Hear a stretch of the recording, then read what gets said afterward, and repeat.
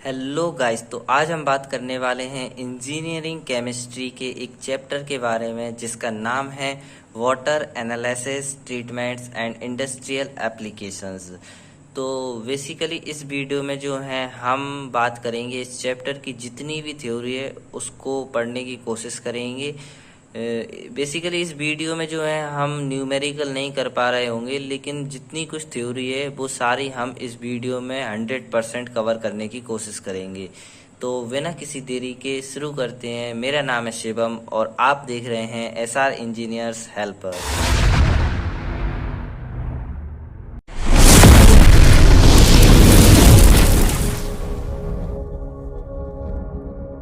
तो बेसिकली इस चैप्टर में जो है हम बात करने वाले हैं उन टॉपिक्स के नाम ये रहे। तो हम बेसिकली इन 9 टॉपिक्स के बारे में बात करने वाले हैं। तो पहला टॉपिक है सोर्स ऑफ वाटर, कि वाटर का सोर्स क्या है।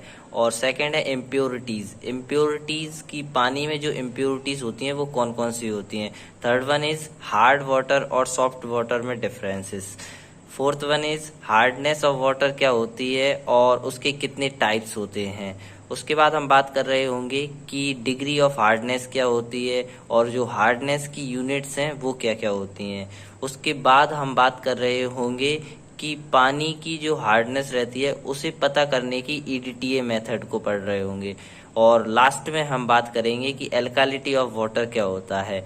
जो गाइस मैंने ये रेड कलर की पेन से लिखे हैं ये काफ़ी इम्पोर्टेंट टॉपिक्स हैं, तो ये आपको ज़रूर आना चाहिए। और आप जब इस वीडियो को देख रहे हो तो इनफैक्ट काफ़ी ध्यान से फोकस करना। तो शुरू करते हैं हम अपना पहला टॉपिक। तो जैसा कि हमारा पहला टॉपिक था सोर्स ऑफ वाटर, तो हम बात करने वाले हैं इसमें कि वाटर के सोर्स क्या हैं। तो बेसिकली जो वाटर है उसके 2 सोर्सेज मेन होते हैं। पहला है सरफेस वाटर, दूसरा है अंडरग्राउंड वाटर। तो सरफेस वाटर जो रहता है उसमें आता है rain water, river water, lake water और सी वाटर। और अंडरग्राउंड वाटर जो है उसमें आता है स्प्रिंग, वेल और ट्यूबवेल। बेसिकली ये जो सोर्स है ये जो है प्योर होता है, लेकिन क्या होता है ना, जैसे ये क्लाउड से बरसता है तो इसके साथ जो है काफ़ी ज़्यादा गैसेस मिक्स हो जाती हैं और इसे इम्प्योर बना देती हैं। नहीं तो ये हमारा प्योरेस्ट फॉर्म ऑफ वाटर भी होता है। तो अब हम देखते हैं कि पानी में क्या क्या इम्प्योरिटीज। तो अब हम बात करेंगे हमारी वीडियो के सेकंड टॉपिक की, जिसका नाम है इम्प्योरिटीज इन वाटर। तो बेसिकली जो इम्प्योरिटीज होती है वो 3 टाइप की होती है, लेकिन जो तीनों टाइप्स हैं उनमें से फर्स्ट जो टाइप है आयनिक इम्प्योरिटी, ये हमारे सिलेबस में इम्पोर्टेंट है, क्योंकि ये जो है इसमें जितनी भी जो इम्प्योरिटीज हैं इन्हीं के बारे में बेसिकली हम इस चैप्टर में बात कर रहे होंगे। तो सबसे पहले हम देखते हैं आयनिक इम्प्योरिटीज को। तो आयनिक इम्प्योरिटीज 2 टाइप्स की होती है, एक होती है कैटायनिक और एक होती है एनायनिक इम्प्योरिटीज। तो जो कैटायनिक इम्प्योरिटीज रहती है उसमें बेसिकली क्या होता है कि जो मेटल्स के आयंस रहते हैं वो हमारे पानी के साथ डिसॉल्व हो जाते हैं और पानी को इम्प्योर बनाते हैं। और जो दूसरी टाइप की इम्प्योरिटी है वो है हमारी एनायनिक इम्प्योरिटीज। बेसिकली इसमें क्या होता है कि जो हमारा बाइकार्बोनेट रहता है, कार्बोनेट रहता है, हाइड्रोक्साइड रहता है या क्लोराइड जो रहता है वो हमारा पानी के साथ मिक्स हो जाता है और पानी को इम्प्योर बनाता है। नॉन आयनिक इम्प्योरिटीज की बात करें तो उसमें आती है हमारी dirt, mud, colour, organic matter और बैक्टीरिया। कि हमारा जो पानी है उसमें कहीं से डर्ट मिक्स हो जाए या फिर कीचड़, मड मिक्स हो जाए या फिर कोई कलर मिक्स हो जाए या ऑर्गेनिक मैटर या कोई बैक्टीरिया जो है उसमें डेवलप हो जाए। तो ये सारी जो रहती हैं वो होती हैं non ionic impurities. Gaseous impurities की बात करें तो वो होती हैं कि CO2 जो है हमारे पानी के साथ मिल जाए, H2S जो है हमारे पानी के साथ मिल जाए, या NH3 है, CH4 है या Cl- है। तो बेसिकली ये जो गैसियस इम्प्योरिटीज़ रहती हैं ये हमारे रेन वाटर में मिलती हैं और रेन वाटर को इम्प्योर बनाती हैं। लेकिन हमारा जो टॉपिक इम्पोर्टेंट है वो है आयनिक इम्प्योरिटीज़। बेसिकली इस चैप्टर में मेजॉरिटी ऑफ जो इम्प्योरिटीज़ की बात की गई है वो बात की गई है कैटायनिक और एनायनिक इम्प्योरिटीज़ की।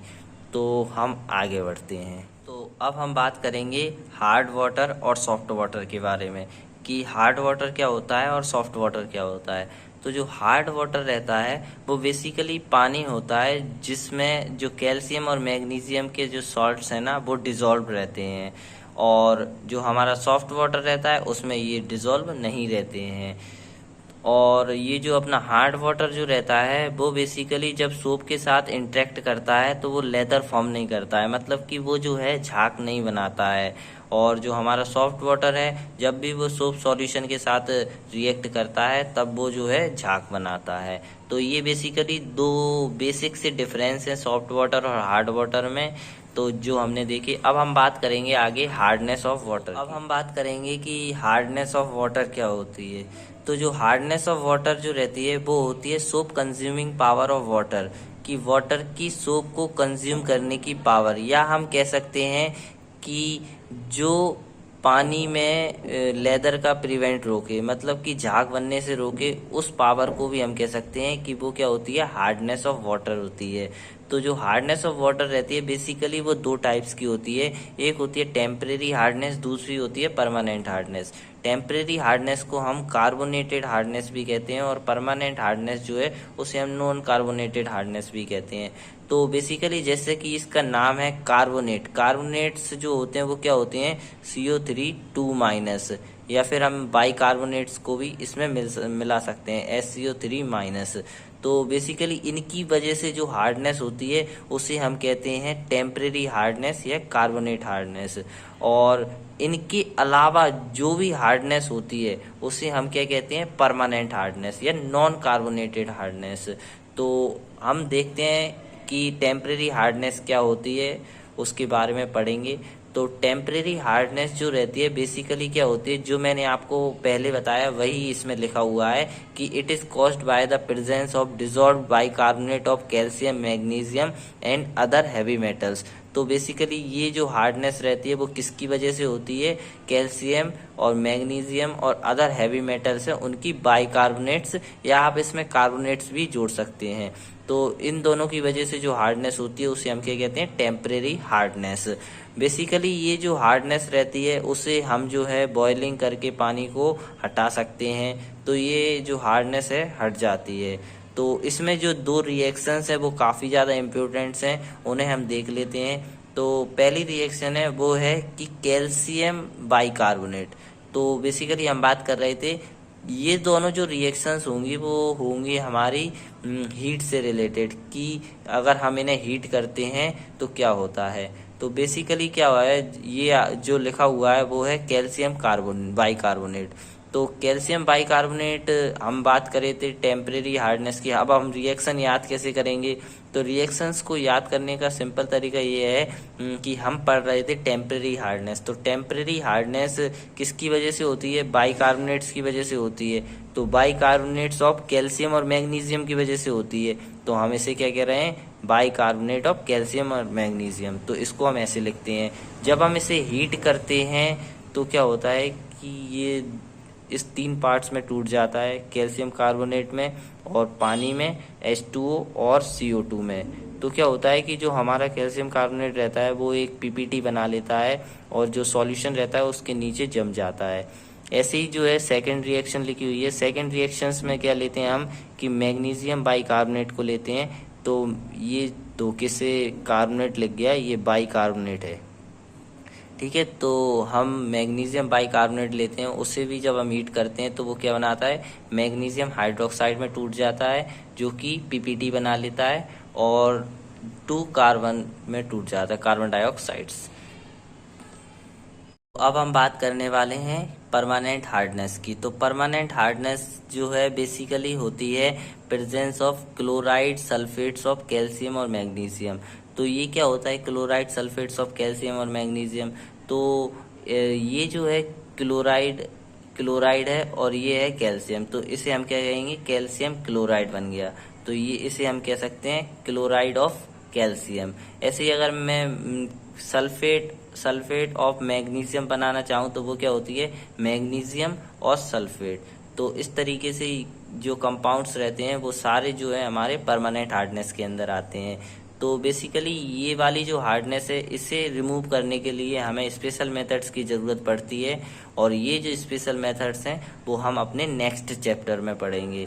तो बेसिकली इसमें जो है, इसमें भी 2 रिएक्शंस काफ़ी ज़्यादा इम्पोर्टेंट्स हैं।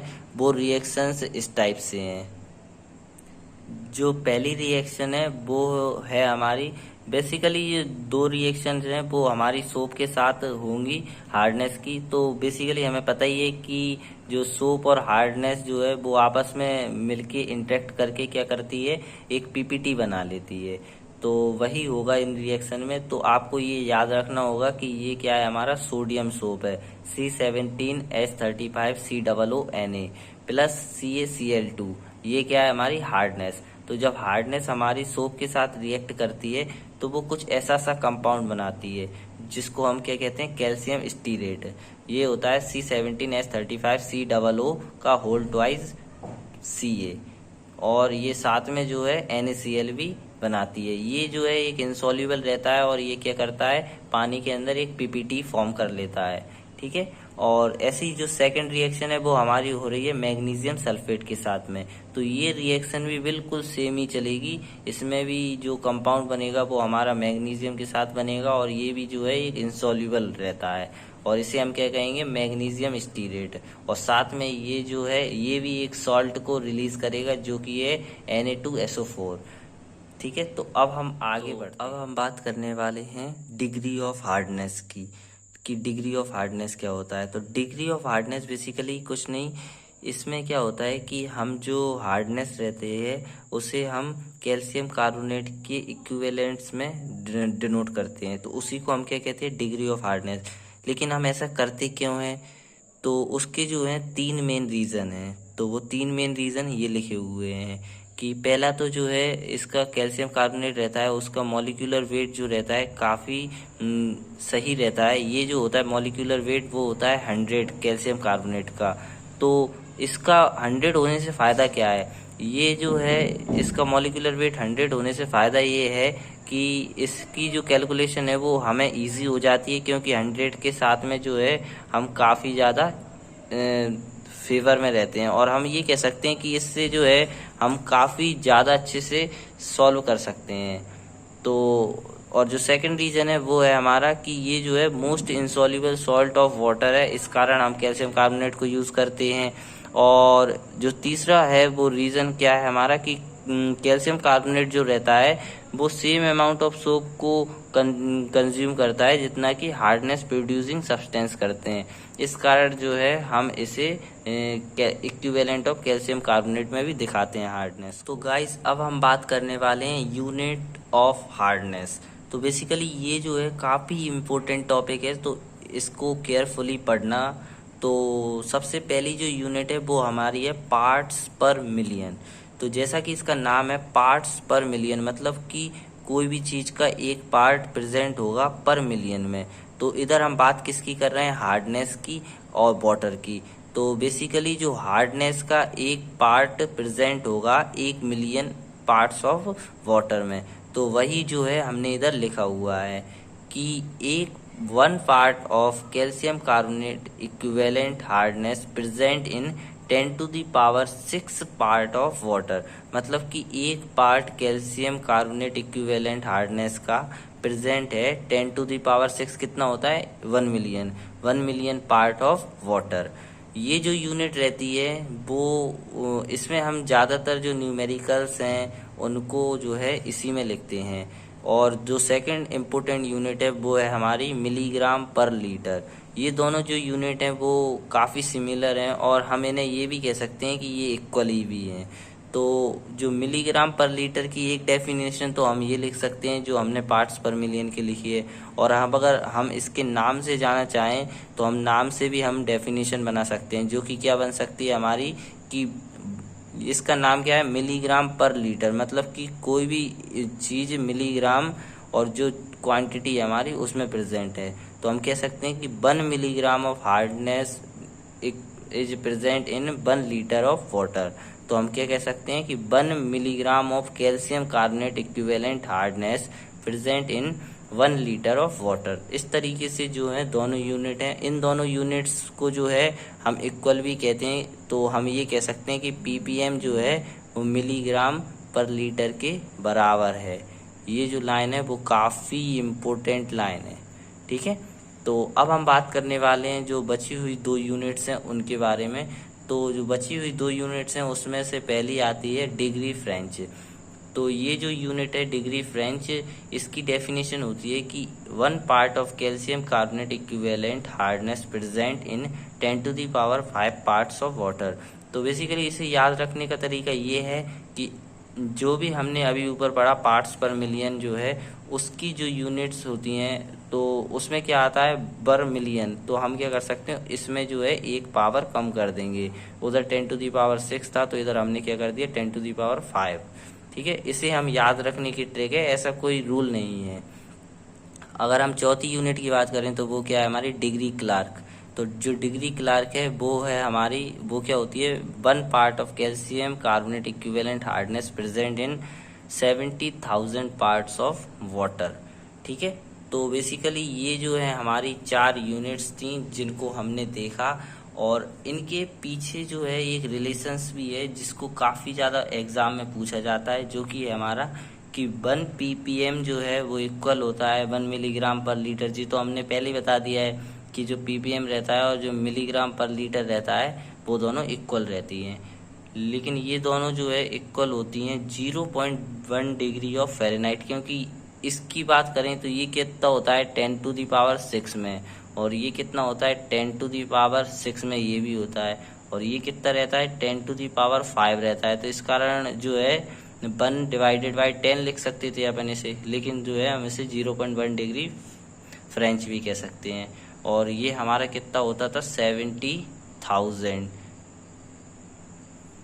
ठीक है, तो इसका जो रिलेशन बनता है वो क्या बनता है 0.07 डिग्री क्लार्क। ठीक है, तो इस तरीके से हम कह सकते हैं कि 1 ppm is equal to of 1 milligram per litre is equal to of 0.1 degree of French is equal to of 0.07 degree Clark. ये जो लाइन है ये आपको समझना जरूरी है, ये ट्रिक की तरह काम करेगी। इसमें हमने ये कहा है कि ये मिलियंस हैं, तो इसमें क्या हुआ एक पावर कम हुई, तो ये 1 था तो इसको हमें 10 से डिवाइड देना होगा क्योंकि एक पावर कम हुई है। तो इसे हम क्या लिख सकते हैं 0.1 डिग्री। और इसे हम जो है कह सकते हैं इसमें 4 जीरो हैं, तो हम इसको इसमें 5 थे 4 थे तो इसमें एक और 10 से डिवाइड देंगे और इंटू 7 कर देंगे, तो कितना हो जाएगा 0.07 डिग्री। तो इस तरीके से हमने जो है यूनिट्स पढ़ी हार्डनेस की। अब हम अगले देखेंगे अब हम बात करने वाले हैं EDTA मेथड की। ये काफ़ी डिमांडेड टॉपिक है, तो इसे हम बिल्कुल केयरफुली समझेंगे और बिल्कुल इजी मेथड में समझेंगे। तो क्या पढ़ने वाले हैं हम determination of hardness by EDTA method, मतलब हम EDTA मेथड से हार्डनेस का पता लगाएंगे। तो बेसिकली इस जो मेथड है इसमें जो है 4 नाम काफ़ी इम्पोर्टेंट हैं। अगर आपने वो 4 नाम याद रख लिए ना तो आप इस मेथड के बारे में काफ़ी कुछ जानते हैं। पहला नाम है EDTA, दूसरा है हमारा EVT, तीसरा है बफर सॉल्यूशन, चौथा है वाटर सैंपल। तो जो EDTA है सबसे पहले तो हम उसके बारे में बात करेंगे कि EDTA होता क्या है। तो EDTA का फुल फॉर्म होता है ethylene diamine tetra acetic acid. क्या होता है ethylene diamine tetra acetic acid. तो बेसिकली ये जो EDTA रहता है सबसे पहले हम क्या करेंगे कि इसका स्ट्रक्चर बनाना सीखेंगे इसके नाम से। तो जैसा कि इसके नाम में है इथाइलिन, इथाइलिन का मतलब होता है 2 कार्बन की चेन। तो 1 2 कार्बन की चेन है तो हमने इधर क्या बना लिया इथाइलिन। उसके बाद है डाई अमाइन, डाई का मतलब होता है 2 और अमाइन का मतलब होता है नाइट्रोजन ग्रुप। तो डाई मतलब 2, एक ये और एक ये 2 नाइट्रोजन ग्रुप। उसके बाद में है टेट्रा एसिटिक एसिड, तो टेट्रा का मतलब होता है 4, तो 1 2 3 4, तो ये क्या है टेट्रा एसिटिक एसिड। ये जो है इसे हम क्या कहते हैं acetic acid, CH2COOH CH2COOH CH2COOH CH2COOH। तो ये हमारा क्या होता है ethylene diamine tetra acetic acid. तो हम इसके बारे में कुछ पॉइंट्स हैं वो पढ़ेंगे। तो सबसे पहला पॉइंट क्या है कि ये एक हेक्साडेंटेड लिगेंड है। हेक्साडेंटेड लिगेंड का मतलब होता है हेक्सा का मतलब 6 और लिगेंड मतलब कि इसकी डोनर साइट्स के बारे में बात करें तो इसकी जो है 6 डोनर साइट्स रहती हैं। 6 डोनर साइट्स कैसे रहती हैं, तो एक तो ये नाइट्रोजन के ऊपर के जो लोन पेयर हैं दोनों, ये दोनों जो हैं डोनेट करते हैं अपने लोन पेयर, और ये एक जो ऑक्सीजन है ना इसके पास भी लोन पेयर होते हैं, तो ये जो लोन पेयर है ना ये भी डोनेट कर सकती है। इस तरीके से एक ये, एक ये, एक ये, 4 मिला के जो है इस तरीके से 6 डोनर साइट्स हो जाती हैं, तो इसे हम क्या कहते हैं, हेक्साडेंटेट लिगेंड। दूसरा पॉइंट इम्पोर्टेंट है कि ये जो है ये कलरलेस कॉम्प्लेक्स रहता है कैल्शियम और मैग्नीशियम के साथ में। मतलब कि जो हमारा EDTA है जब भी वो कैल्शियम और मैग्नीशियम के साथ रिएक्ट करता है तो एक कॉम्प्लेक्स बनाता है जो कि जो है कलरलेस होता है। और तीसरा पॉइंट है वो है कि 1:1, 1:1 मतलब कि जितना हमारा मेटल रहेगा, मेटल आयन, उतनी ही जो है हमारे EDTA के आयंस लगेंगे। तो इस तरीके से 1:1 में जो है ये रिएक्ट करता है। और बहुत सारी बुक्स में जो शॉर्टकट में जो है EDTA को इस टाइप से दिखाया गया है, H2 में। तो ये कुछ पॉइंट थे EDTA के बारे में। अब हम बात करने वाले हैं EVT की। तो EVT क्या होता है, इरिक्रोम ब्लैक टी। क्या होता है, इरिक्रोम ब्लैक टी, जैसा कि ये लिखा हुआ है EVT। EVT क्या होता है, इरिक्रोम ब्लैक टी। ये जो रहता है इसे काफ़ी ज़्यादा बुकों में H2IN दिखाया गया है। ये एक हमारा इंडिकेटर रहता है, बेसिकली मेटल इंडिकेटर रहता है, जो हमें मेटल के आयंस प्रेजेंट हैं वाटर में ये बताता है। ठीक है। और ये सेकंड पॉइंट क्या है कि ये कलर्ड वीक कॉम्प्लेक्सिंग एजेंट होता है, कि ये सबसे पहले तो क्या होता है, एक कलर्ड इंडिकेटर है और ये एक वीक कॉम्प्लेक्सिंग एजेंट है। वीक कॉम्प्लेक्सिंग एजेंट का मतलब होता है कि ये किसी के साथ रिएक्ट तो कर लेता है और नया कंपाउंड तो बना लेता है, लेकिन अगर इससे भी कोई हैवी कॉम्प्लेक्सिंग एजेंट आ जाता है ना, तो ये जो है उसके सामने कमजोर पड़ जाता है। ठीक है। तो ये जो है बेसिकली इसके 2 कलर हैं। जब ये प्योर होता है तो ये ब्लू कलर का होता है, और जब मैग्नीशियम और कैल्शियम के साथ होता है तो ये वाइन रेड कलर का होता है। इसी को हम इम्प्योर भी कह सकते हैं। और अब हम बात करते हैं हमारे तीसरे पॉइंट की, जो कि हमारा बफर सॉल्यूशन। बफर सॉल्यूशन क्या होता है हमारा, इसमें हम बफर सॉल्यूशन यूज करते हैं NH4Cl, NH4OH। Basically buffer solution का यूज करना इसलिए ज़रूरी है क्योंकि हम इससे क्या कर सकते हैं, जो हमारी pH है उसे 10 जो है मेंटेन करके रख सकते हैं। ये रिएक्शन हम कराएंगे pH 10 पे, इसलिए हम इसमें बफर सॉल्यूशन ऐड करते हैं। और चौथा नाम तो आपने सुना ही होगा, वाटर सैंपल, कि जिसमें हार्डनेस है उसी को जो है हम वाटर सैंपल कहते हैं। ठीक है। तो बेसिकली हमने क्या पढ़ा इसमें कि ये 4 पॉइंट्स क्या होते हैं, EDTA क्या होती है, EVT क्या होती है, बफर सॉल्यूशन क्या होता है, और वाटर सैंपल क्या होता है। और इसका अगर हम प्रिंसिपल की बात करें तो इसका जो प्रिंसिपल है वो है कॉम्प्लेक्सोमेट्रिक टाइट्रेशन। कॉम्प्लेक्सोमेट्रिक टाइट्रेशन क्या होती है, सबसे पहले तो हम जानते हैं टाइट्रेशन क्या होती है। तो टाइट्रेशन एक ऐसी मेथड होती है जिसकी मदद से हम नोन सॉल्यूशन की मदद से अननोन सॉल्यूशंस का पता लगाते हैं, उस मेथड को हम कहते हैं टाइट्रेशन। तो बेसिकली इसमें क्या होंगे, कॉम्प्लेक्स बनेंगे, कॉम्प्लेक्स कंपाउंड्स बनेंगे, तो इसलिए इसका नाम क्या रख दिया, कॉम्प्लेक्सोमेट्रिक टाइट्रेशन। इसकी जो मेन रिएक्शन है उसे हम देख लेते हैं अब। तो जो इसकी मेन रिएक्शन है वो है हमारी ये। तो सबसे पहले हम समझते हैं कि जो हमारा वाटर रहता है उसके अंदर मैग्नीशियम और कैल्शियम के आयन प्रेजेंट रहते हैं। जैसे ही हम उसे EVT के साथ मिलाते हैं और उसमें बफर सॉल्यूशन डालते हैं, NH4Cl, NH4OH जो रहता है उसे बफर सॉल्यूशन को डालते हैं और मिक्स करते हैं, तो क्या होता है ना कि जो हमारा EVT रहता है वो मैग्नीशियम और कैल्शियम के साथ में बॉन्ड बना लेता है। और हमने पढ़ा था पिछली टॉपिक में कि जो EVT रहता है वो जब भी हमारा मैग्नीशियम या कैल्शियम के साथ बॉन्ड बना लेता है तो वो वाइन रेड कलर का हो जाता है, जैसा कि इसमें दिखाया गया है। ये कैसा हो जाता है, वाइन रेड कलर का। इतना होने के बाद में क्या होता है कि हम इसमें टाइट्रेशन कराते हैं EDTA सॉल्यूशन का। तो जब भी हम इसमें EDTA सॉल्यूशन का टाइट्रेशन कराते हैं तो क्या होता है कि जो EDTA हमारा रहता है वो एक स्ट्रॉन्ग कॉम्प्लेक्सिंग एजेंट है, और EVT के बारे में हमने बात की थी, ये हमारा वीक कॉम्प्लेक्सिंग एजेंट है। तो जब स्ट्रॉन्ग कॉम्प्लेक्सिंग एजेंट और वीक कॉम्प्लेक्सिंग एजेंट जो लड़ते हैं आपस में, तो EDTA जो है हमारा वो जीत जाता है। तो क्या करता है वो इधर से कैल्शियम और इधर से मैग्नीशियम और इधर से कैल्शियम के जो आयंस हैं उन्हें अपने साथ ले लेता है, और एक क्या करता है, कलरलेस स्टेबल कॉम्प्लेक्स बनाता है। और साथ में क्या होता है, बेचारे जो EBT रहता है वो इनको छोड़ने के बाद में अकेला बचता है, और जो अकेला बचता है ये जो EBT, इसका कलर कैसा हो जाता है, ब्लू कलर का। ठीक है, तो इस तरीके से जो है हमारी EDTA मेथड फिनिश होती है, और मैं आशा करता हूँ कि आप जो है इसको जो है थ्योरी में भी लिख पाएंगे। नेक्स्ट टॉपिक हमारा और जो लास्ट टॉपिक है वो हम पढ़ेंगे एल्कालिटी ऑफ। हम पढ़ने जा रहे हैं हमारा जो वीडियो का लास्ट टॉपिक है, जो कि है एल्कालिटी ऑफ वाटर। तो एल्कलिटी क्या होती है? सबसे पहले तो एल्कलिटी क्या होती है, tendency of water to neutralise the acids. तो एसिड्स को न्यूट्रलाइज करने की टेंडेंसी, उसे हम एल्कलिटी कहते हैं। दरअसल हम इसे पढ़ क्यों रहे हैं, ये जो है एल्कलिटी जो है हमें पढ़ना इसलिए ज़रूरी है क्योंकि ये हमें ये बताती है कि पानी जो है उसमें कितनी हार्डनेस है। कितनी हार्डनेस का मतलब कि कितना पानी एल्कलाइन है, कि उसमें एल्कलाइन जो हार्डनेस है वो कितनी है, ये हमें ये बताती है क्या, एल्कलिटी। इसलिए हमें इसे पढ़ना ज़रूरी है। तो एल्कलिटी में क्या होता है कि हम जो है एल्कलिटी निकालते हैं हाइड्रोक्साइड, कार्बोनेट और बाइकार्बोनेट की वजह से। बेसिकली इनकी वजह से ही जो है एल्कलिटी होती है पानी में हमारे, तो हम इसकी वजह से एल्कलिटी निकालते हैं। इसके प्रिंसिपल की बात करें तो हमारा वो है एसिड बेस टाइट्रेशन।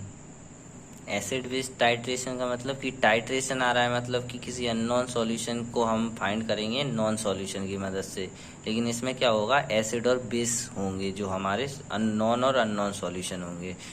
तो इसमें जो है हम हाइड्रोक्साइड, कार्बोनेट और बाइकार्बोनेट का पता लगाते हैं किसकी मदद से, फिनोल्फ्थलीन और मिथाइल ऑरेंज इंडिकेटर की मदद से।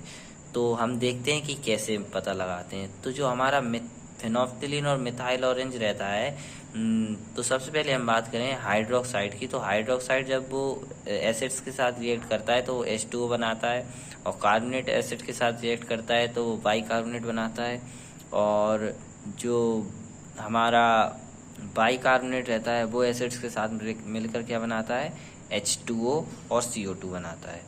तो बेसिकली जो हमारा फिनोल्फ्थलीन जो इंडिकेटर रहता है वो बेसिकली इन दो रिएक्शंस को न्यूट्रलाइज करने का काम करता है। उसमें से वो जो रहता है, जो ऊपर वाली रिएक्शन है, पहली रिएक्शन, इसे कम्प्लीटली न्यूट्रलाइज कर देता है, और जो सेकंड रिएक्शन रहती है उसे हाफ न्यूट्रलाइज करता है। और जो मिथाइल ऑरेंज है वो तीनों रिएक्शंस को कम्प्लीटली न्यूट्रलाइज कर देता है। वही जो है मैंने इधर लिखा हुआ है। इधर मैंने क्या लिखा हुआ है कि जो P है हमारा, मतलब फिनोल्फ्थलीन है जो हमारा, वो OH को कम्प्लीटली न्यूट्रलाइज कर देता है, और हाफ CO3 का होल ट्वाइस माइनस इसको न्यूट्रलाइज करता है, और मिथाइल ऑरेंज जो है वो तीनों को न्यूट्रलाइज कर देता है। इस तरीके से जो हमारा total amount of acid use होता है ना, उसी को हम क्या कहते हैं, हमारी टोटल एल्कलिटी कहते हैं। ठीक है, तो अब हम कुछ इम्पोर्टेंट चीज़ें देखते हैं, जैसे कि हमारी जो एल्कलिटी है वो कैसे कैसे प्रेजेंट हो सकती है। तो सबसे पहले तो ये हो सकता है कि पानी के अंदर केवल OH माइनस के आयन अकेले प्रेजेंट हो। ऐसे ही मैं कह सकता हूँ कि कार्बोनेट अकेले के आयन्स प्रेजेंट हो पानी में, या बाइकार्बोनेट के अकेले के आयन्स प्रेजेंट हो पानी में। या फिर ऐसा भी हो सकता है कि हाइड्रोक्साइड और कार्बोनेट के आयन्स प्रेजेंट हो पानी में, या कार्बोनेट या बाइकार्बोनेट्स के दोनों के आयन्स प्रेजेंट हो साथ में पानी में। लेकिन ये जो लास्ट की दो कंडीशंस हैं ये नहीं बनेंगी हमारी। क्यों नहीं बनेंगी? जब भी ये हाइड्रोक्साइड और बाइकार्बोनेट एक साथ होते हैं तो ये आपस में रिएक्ट करके क्या बना लेते हैं, कार्बोनेट बना लेते हैं। इसलिए ये जो रिएक्शन, दोनों रिएक्शन है वो हम इसमें मेंशन नहीं कर रहे हैं। तो ये जो हमारे 5 नाम हैं यही हम पढ़ते हैं। तो इनका जो है कुछ स्टैंडर्ड रिजल्ट हैं वो हम देख लेते हैं। तो स्टैंडर्ड रिजल्ट में हम देखें तो ये रिजल्ट हैं। तो रिजल्ट में क्या है कि सबसे पहले अगर P की वैल्यू, मतलब फिनोल्फ्थलीन की वैल्यू 0 है तो उस टाइम क्या प्रेजेंट होगा। तो अगर फिनोल्फ्थलीन की वैल्यू 0 है इसका मतलब क्या है कि ओनली ऑन मिथाइल ऑरेंज जो है वो लग रहा है, और मिथाइल और अगर P = 0 है इसका मतलब क्या है कि उसमें हाइड्रोक्साइड और कार्बोनेट प्रेजेंट ही नहीं है, क्योंकि फिनोल्फ्थलीन जो है हमारा वो क्या करता है, हाइड्रोक्साइड और कार्बोनेट को न्यूट्रलाइज करता है। और J जब 0 है तो इसका मतलब ये है कि इसमें केवल और केवल क्या होगा, बाइकार्बोनेट प्रेजेंट होगा। और वो कितना क्वांटिटी में प्रेजेंट होगा, वो है हमारा M क्वांटिटी में, मतलब जितनी हमारी M की रीडिंग होगी उतना ही हमारा बाइकार्बोनेट प्रेजेंट होगा। और सेकंड की बात करें तो सेकंड है P is equal to M. तो जब P is equal to M होता है तो इसका मतलब क्या है कि फिनोप्थिलीन एम मिथाइल ऑरेंज के बराबर है। तो ये केवल एक ही कंडीशन में हो सकता है जब हाइड्रोक्साइड प्रेजेंट हो, क्योंकि हाइड्रोक्साइड जो है उसी को दोनों जो है कम्प्लीटली न्यूट्रलाइज करते हैं। नहीं तो P जो है कार्बोनेट को आधा न्यूट्रलाइज करती है। तो ये कंडीशन सेटिस्फाइड नहीं हो रही है, इसलिए हम क्या कह सकते हैं, इस टाइम पे क्या प्रेजेंट है हमारा अकेला हाइड्रोक्साइड। मतलब P और M कितना प्रेजेंट है ये हमारा डिसाइड करेगा कि जो P की वैल्यू है या M की वैल्यू जितनी होगी उतना ही हमारा हाइड्रोक्साइड प्रेजेंट होगा, और ये दोनों जो है प्रेजेंट नहीं है। तीसरी कंडीशन की बात करें तो P जो है इक्वल टू है हाफ M की। तो ये कौन सी कंडीशन है, P इज इक्वल टू है हाफ M की, मतलब कि P की जो रीडिंग्स है ना और M की जो रीडिंग आ रही है वो आधी आ रही है, M की रीडिंग की आधी आ रही है। तो M की रीडिंग की आधी आ रही है मतलब कि क्या है, P पूरा यूज हो गया। P पूरा यूज होता है तो कौन सा होता है, कार्बोनेट। कार्बोनेट आधा न्यूट्रलाइज होता है, और M भी आ रहा है इसमें, M भी अपना आधा लग रहा है। तो हम कह सकते हैं इस टाइम क्या होगा, हमारा कार्बोनेट प्रेजेंट रहेगा जो कितना होता है 2P के बराबर होता है। चौथी कंडीशन की बात करें तो P की जो वैल्यू है वो ज़्यादा है हाफ M से, मतलब कि P की वैल्यू ज़्यादा है। P की वैल्यू ज़्यादा है इसका मतलब क्या है कि उसमें हाइड्रोक्साइड और कार्बोनेट प्रेजेंट होगा, क्योंकि हमने पढ़ा है कि P जो है वो न्यूट्रलाइज करता है किस किस को, हाइड्रोक्साइड को और कार्बोनेट को ही न्यूट्रलाइज करता है। तो इसमें हम देखेंगे कि हाइड्रोक्साइड प्रेजेंट है और कार्बोनेट प्रेजेंट है, और ये कितनी क्वांटिटी में है, तो ये होता है 2P माइनस M क्वांटिटी में, और ये होता है 2 bracket M minus P quantity में। हम लास्ट कंडीशन की बात करें तो लास्ट कंडीशन है P की वैल्यू जब कम होती है हाफ M से। तो इस कंडीशन में जो है हमारा क्या प्रेजेंट रहता है, तो ये जो है P की वैल्यू कम है। P की वैल्यू कम है इसका मतलब क्या है कि जो है कुछ ना कुछ प्रेजेंट नहीं है। तो हम इसमें क्या है, हाइड्रोक्साइड प्रेजेंट नहीं रहता है इस कंडीशन में। इस कंडीशन में जो है हमारा कार्बोनेट और बाइकार्बोनेट जो है वो प्रेजेंट रहता है। तो कार्बोनेट हमारा 2P प्रेजेंट रहता है और बाइकार्बोनेट जो रहता है M माइनस 2P। जो M और P है इधर वो हमारी बेसिकली मिथाइल ऑरेंज और फिनोप्थिलीन की रीडिंग्स होती हैं। ठीक है, तो आप इनमें कंफ्यूज नहीं होना। तो इस तरीके से जो है हमने इस चैप्टर को कम्प्लीटली ख़त्म कर दिया है, और इस वीडियो को देखने के लिए थैंक यू, और मिलते हैं हम नेक्स्ट वीडियो में। तब तक के लिए goodbye and thank you for watching.